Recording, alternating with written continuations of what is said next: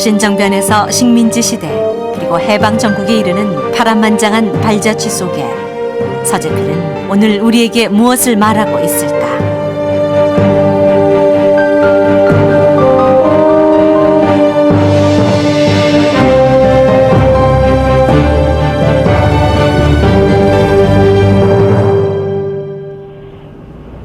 독립문과 독립협회, 독립신문으로 잘 알려진 서재필. 개화의 선구자로, 근대민족국가의 주창자로, 그리고 독립운동가로 사람들은 아직도 그의 위대함을 기념한다. 1884년 12월 4일, 그날은 조선의 주요 대신들과 외국 공사들이 참석한 우정국 낙성식 축하 연회가 있었다. 그런데 연회가 끝날 무렵 갑자기 불이야란 소리가 들리고 불을 피하던 대신들은 칼에 찔렸다. 급진적 개화파가 조선의 근대적 개혁을 위해 일으켰다. 사흘 만에 끝난 갑신정변이었다. 갑신정변의 주역은 김옥균, 박영효, 서광범이었고 행동대장 서재필은 이로 인해 그의 인생 전체가 뒤바뀐다. 정부의 추격을 받던 서재필 일행은 제물포항을 통해 망명의 길을 떠난다. 그들은 일본 나가사키항에 도착한 후 도쿄로 왔다. 대부분 일본 유학을 경험했던 그들은 일본의 볼테르라 불리는 계몽주의자 후쿠자와의 영향을 깊게 받고 있었다. 그러나 일본은 더 이상 실패한 그들을 반기지 않았다. 조선 정부는 일본 정부와 갑신정변의 후속 문제를 처리하면서 이들 망명객의 인도를 끈질기게 요구했다. 그때 서재필 일행은 이노우의 외상과 면담하면서 일본에 있는 것이 너무도 위험함을 깨달았다. 그들은 위험한 일본을 떠나 미국행을 결심한다. 김옥균과 박영효는 글과 그림에 능해 그것들을 팔아 뱃삭 90원을 마련한다. 그리고 1885년 4월 미국행 화물선 엠파이어 오브 차이나호를 탔다.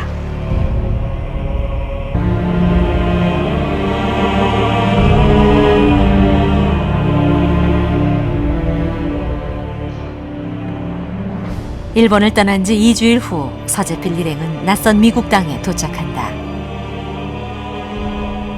그들이 가진 것은 선교사가 써준 소개장이 전부였다. 샌프란시스코는 시에라 네바다 산맥에서 대규모 금광이 발견되면서 비약적으로 발전한 도시다. 1849년 10만 명이 넘는 사람들이 금을 찾아 대륙을 횡단하거나 기나긴 항해를 거쳐 몰려들었다. 당시 신문은 이들을 멀리 은둔의 나라에서 온 망명자들이라고 불렀다.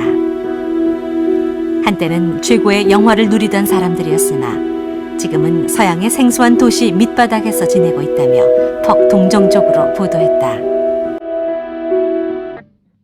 서재필은 자기 혼자 영어 사전을 만들어 공부할 수밖에 없었다.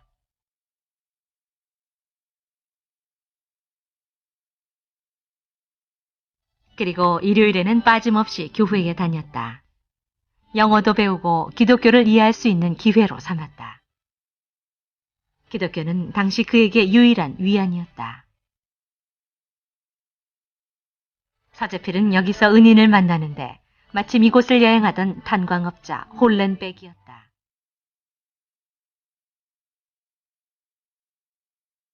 홀렌백은 서재필에게 모든 학비를 제공하겠다고 제안했다.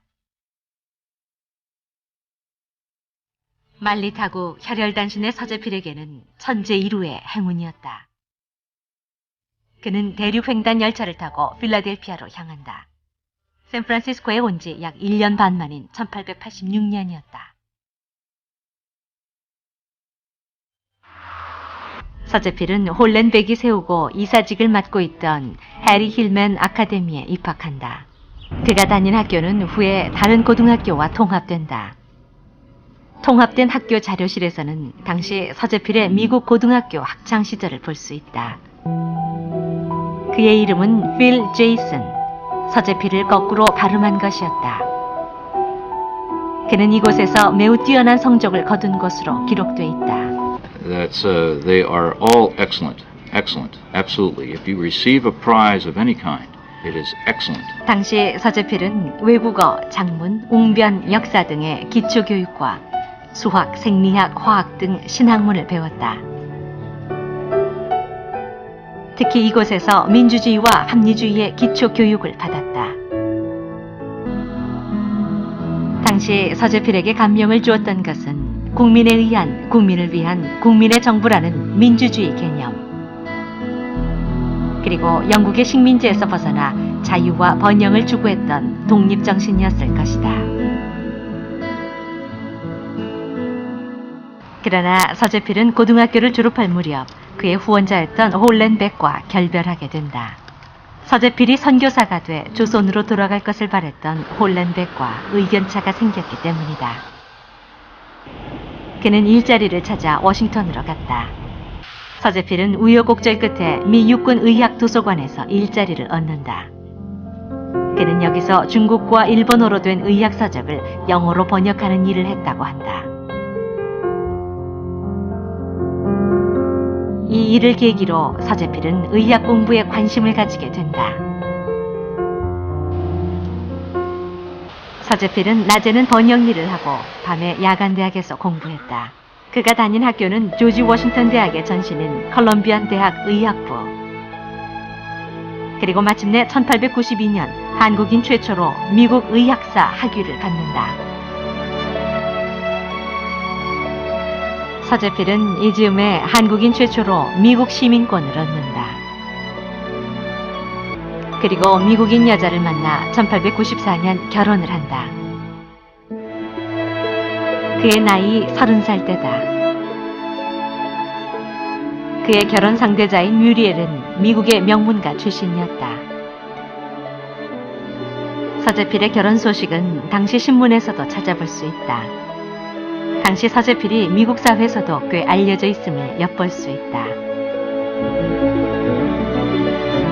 목숨을 건지기 위해 빈손으로 미국에 온 지 10년 만에 미국 생활에 정착하는 순간이었다. 한편 조선의 국내 사정은 변화하고 있었다. 갑신정변의 가담자들은 사면된 상태였고 개파파가 정권을 잡고 있었다. 특히 이 즈음 서재필은 갑신정변 동지인 박용효를 만나게 된다. 박용효의 설득으로 서재필은 한국행을 결심한다.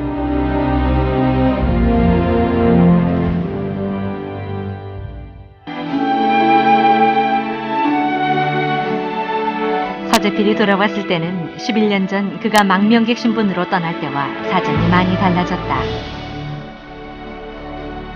그는 중추원 고문으로 또 미국인 신분으로 어느 정도 안정을 누릴 수 있었다.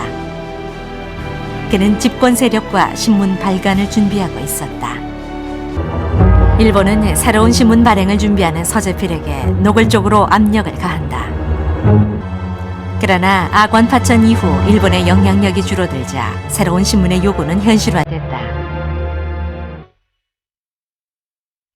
서재필은 정부의 지원으로 한글과 영문으로 독립신문을 발간한다. 장간사에서 그는 누구에게나 편견 없이 시시비비를 가릴 것을 천명했다.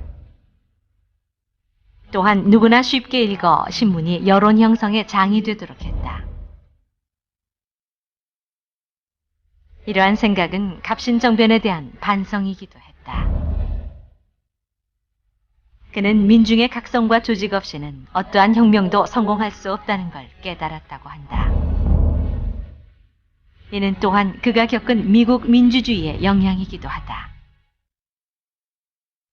당시 퓰리처는 자신의 신문이 어느 당에도 속하지 않고 오로지 시민을 위해 봉사할 것임을 천명했다. 서재필은 계몽과 여론 형성을 위해 강연과 토론회도 개최했다. 배제학당의 협성회는 그가 고교 시절 서클 활동에 영향을 받은 것이라고도 볼 수 있다. 또 독립에 대한 의지를 내외에 과시하기 위해 독립문을 세운다. 독립문 기공식에는 5, 6천 명이 참석할 정도로 대성황을 이루었다. 1898년이 되면 열강의 이권 침탈은 더욱 본격화된다. 1월 초 러시아는 부산 저룡도 기지를, 일본은 경부선 철도 부설권을, 미국은 서울 시내 전차 부설권을 요구한다. 서재필은 신문과 대중집회를 통해 당시 강하게 세력을 확장하고 있던 러시아와 일본을 중점적으로 비판했다. 러시아와 일본은 이에 크게 반발해 여러 경로를 통해 서재필의 미국 귀환을 시도한다. 서재필이 떠난 후 독립협회는 고종에 의해 해산됐고 많은 관련자가 체포됐다. 또한 독립신문도 이듬해 폐간된다. 결국 일본은 한반도를 식민지로 만들었고 이 무렵 미국으로 돌아간 서재필은 펜실베니아 대학의 한 의학연구소에서 근무하고 있었다. 여기서 아마 그는 의학 관련 출판에 관계한 것으로 보인다. 서재필은 1904년부터 고등학교 동창과 인쇄업 겸 문방구 사업을 시작했다. 1914년 독립한 그의 사업은 나날이 번창해서 종업원이 70명이나 됐다. 그리고 그에 대한 지명도도 넓혀갔다. 가정도 안정이 돼 두 딸을 낳았는데 아마 가장 행복하고 안정된 시절이었을 것이다. 한일 합방 이후 일본의 무단 통치가 극에 달하자 조선의 전민중은 1919년 3월 1일 전면적으로 봉기했다. 미국의 한인 사회에도 이 사실이 알려졌다. 그들은 빗속에서도 행진했다. 한인대회 참석 인원은 150명 정도. 당시 하와이를 제외한 미주 한인 인구가 약 1000명임을 감안하면 놀라운 참가율이었다. 당시 미주 한인들이 주로 서쪽에서 살았던 것에 반해 동쪽인 필라델피아에서 열린 것은 서재필이라는 한인 사회의 든든한 지주가 있었기 때문이다.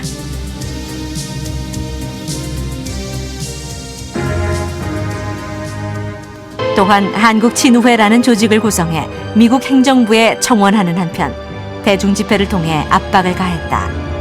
한국친우회 조직은 미국 여론을 움직이는데 상당한 효과가 있었다.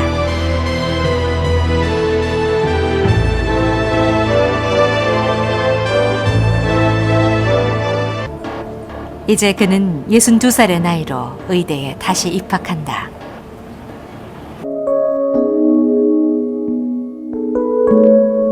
서재필은 60대의 나이에도 많은 연구를 했고 결과를 내기도 했다. 그가 개업할 때까지 의학 잡지에 발표한 논문은 5편에 달한다. 서재필은 기고 활동을 계속했다. 1922년부터 1940년까지 동아일보, 조선일보, 신민, 신한민보 등 국내외 신문 잡지에 글을 기고하며 국민의 각성과 단결을 강조했다.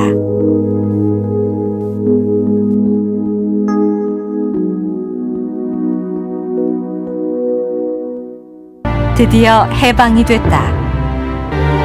서재필을 국내로 데려오고자 추진한 것은 평소 서재필을 존경해왔던 김규식이었다. 그는 당시 미군정 사령관인 하지에게 서재필의 귀국을 요청한다. 서재필은 각계각층의 환영 인파를 맞았다. 해방 전국의 혼란 속에서 서재필에 대한 일반인들의 기대는 사뭇 컸던 것 같다. 일부 국내 정치 세력은 그를 이승만을 대체할 대안으로 여기기도 했다. 그는 공공연히 나는 노령으로 아무 야심도 없다. 나은 지위도 원치 않고 명예도 바라지 않는다.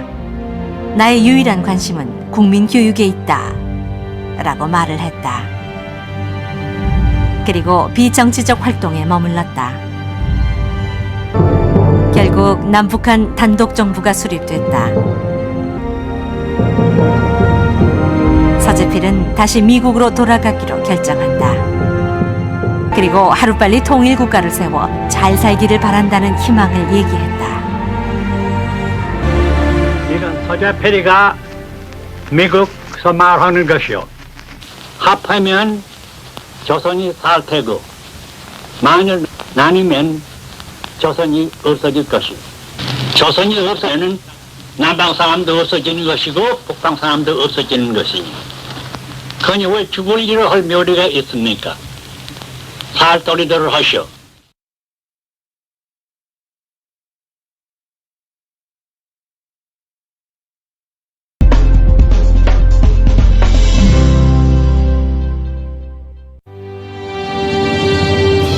지금으로부터 약 100년 전 이역만리 미주 땅이 울려 퍼진 한민족의 뜨거운 외침이 있었습니다. 미국 역사에서 자유를 위해 투쟁한 위대한 22인, 그들과 어깨를 나란히 한 대한독립의 아버지.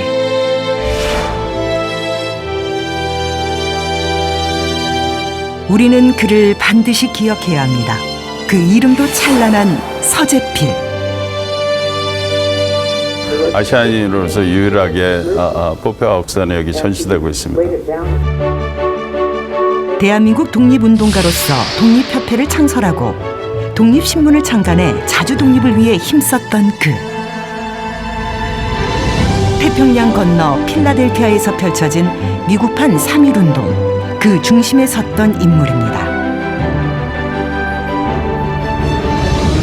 미국 필라델피아에서 찾는 서재필의 흔적. 근대 한국 역사에 거대한 발자취를 남긴 위대한 그 이름을 만나러 갑니다.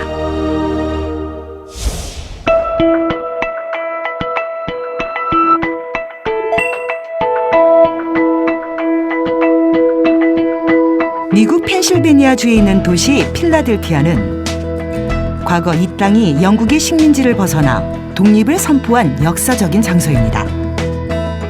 그런 이 도시 곳곳에 눈에 띄는 서재필의 흔적들. 그 흔적들을 통해 한민족의 역사를 새롭게 발견해 보기로 합니다.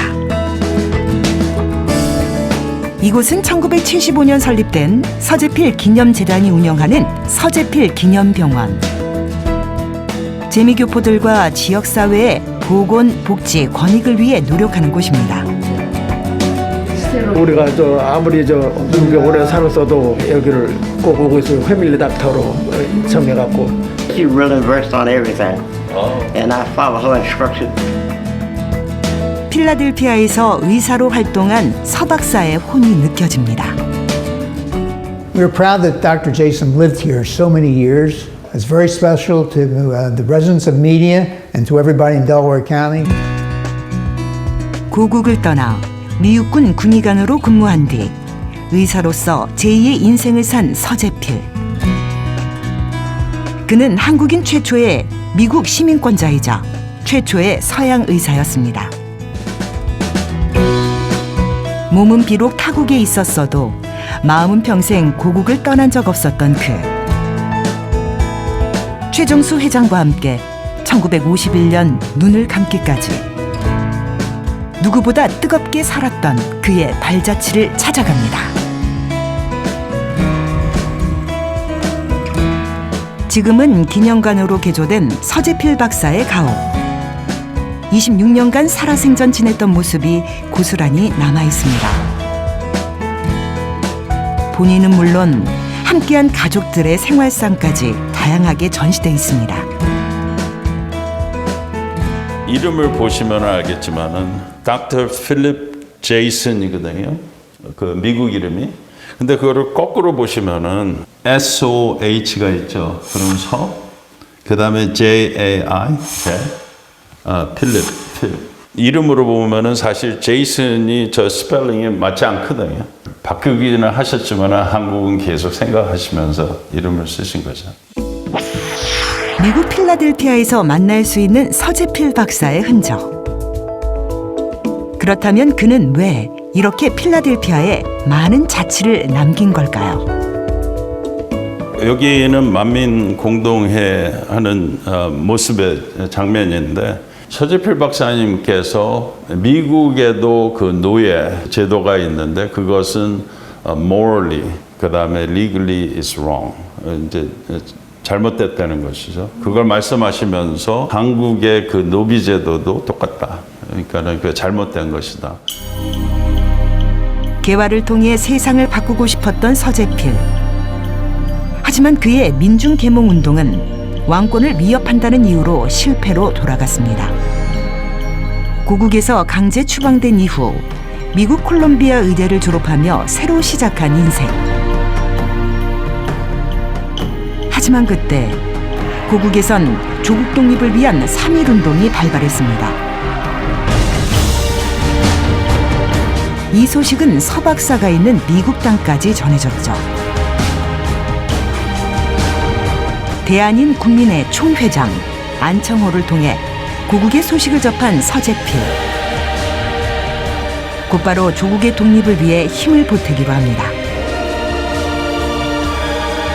1919년 4월 달에 미국의 서재필 박사님과 이승만 박사님, 그 다음에 정한경 선생님께서 First Korean Congress를 오거나이즈 했는데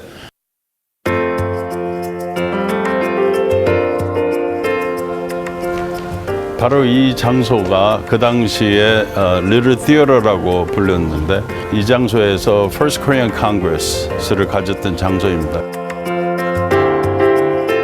미국의 독립을 알린 필라델피아에서 한국 독립의 정당성을 선포하고자 했던 제1차 한인회의. 전 세계에 우리의 독립 의지를 알릴 절호의 기회였습니다.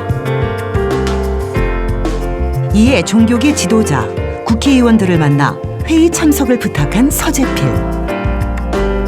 그 결과 제1차 한인회의는 미국의 저명한 인사들이 모인 가운데 한미연합으로 성대하게 치러졌습니다. 의장 서재필은 이 자리에서 6개의 결의문을 발표했습니다. 미국 언론까지 주목한 뜨거운 독립운동의 현장이었습니다. 회의를 마치고 극장 앞에 선 사람들. 그들의 임무는 여기서 끝나지 않았습니다. 조국의 독립을 더 많은 언론이 주목하도록 태극기를 앞세워 벌인 가두행진. 미국에서 소집된 최초의 대규모 한인 집회는 관심 끌기에 성공했죠. 서재필을 필두로 150여 명 한인들이 걸었던 그 길. 언제 걸어도 가슴이 뭉클해집니다. 리틀 극장에서 약 2km의 거리. 목적지는 독립기념관이었습니다.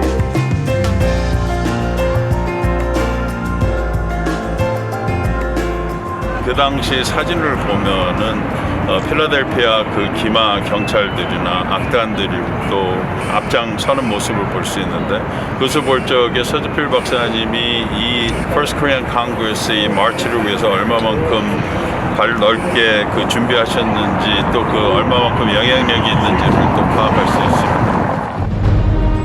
어두운 현실에 낙담하지 않고 늘 세상의 변화를 이끌며 살아온 서재필. 한인뿐만 아니고 동양인으로서 서재필 박사님은 롤 모델이 되시거든요. 우리 후세대들이 서재필 박사님에 대해서 좀 배워가서는 이 지역사회에서 변화시킬 수 있는 그런 지도자 역할을 할 수 있으면 하고 바라고 있습니다. 의사와 독립운동가로 평생을 몸바쳐 살아온 서재필 박사. 그는 한민족의 자긍심을 일깨운 위대한 선구자입니다.